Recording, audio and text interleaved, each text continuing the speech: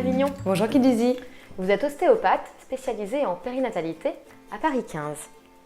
Alors, quelles sont les origines des otites chez les enfants et comment l'ostéopathe peut accompagner ces enfants qui en souffrent? Donc, tout d'abord, l'otite est une affection extrêmement fréquente chez les enfants. On distingue aujourd'hui 3 types d'otites. L'otite externe, l'otite moyenne aiguë, donc très fréquente chez les enfants, et l'otite séreuse.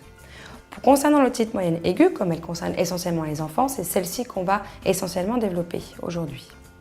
Donc lorsque votre enfant présentera une otite moyenne aiguë, il y aura donc beaucoup de pleurs, de la fièvre, possiblement des écoulements.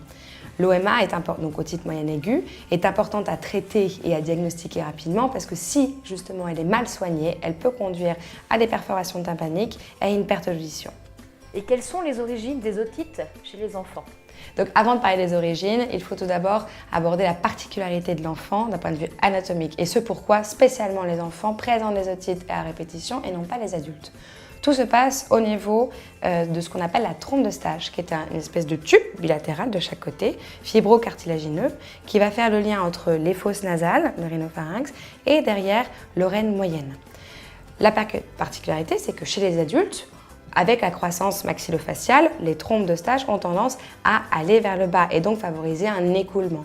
Or, chez un enfant, les trompes de Stage sont horizontales, ce qui ne permet pas l'écoulement et donc favorise les stagnations quelles qu'elles soient. Donc lorsque l'on se retrouve avec la collectivité, les virus et les bactéries qui traînent, les rhinorrhées, les rhumes, va y avoir stagnation et donc favorisation de l'otite. Idem pour tout ce qui est allergie et autres infections qui est ailleurs, mais aussi un élément, une origine qu'on évoque peu, en tout cas de plus en plus, qui est le reflux gastro-œsophagien. Ce reflux gastro-œsophagien est justement une cause qui est peu investiguée et peu connue, alors que jusqu'à 1 an, on sait que la régurgitation et les reflux sont physiologiques. Or, avec la position allongée qui après petit à petit certes se verticalise, mais lorsqu'on commence à allonger, les remontées se font de manière très récurrente et donc si ça remonte, ça stagne dans l'horizontalité des trompes de Stage. Donc comme nous l'avons vu, d'un point de vue anatomique, la position de la trompe de Stage va être déterminante quant à l'arrivée des otites et à leur récidive. Donc notre rôle d'ostéopathe va être d'identifier tous les facteurs environnementaux, que ce soit en intra-utérin, périnatal avec des instrumentalisations et postnatal qui auraient pu influencer la dynamique crânienne et donc de cette sphère ORL.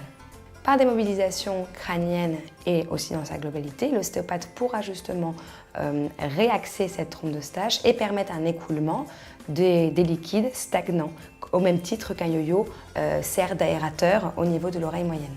Et comme énoncé précédemment, une des origines méconnues reste le reflux gastro-œsophagien. Et ça, c'est vraiment un motif de consultation sur lequel nous sommes très fréquemment consultés et sur lequel nous avons des réponses et des outils thérapeutiques adaptés.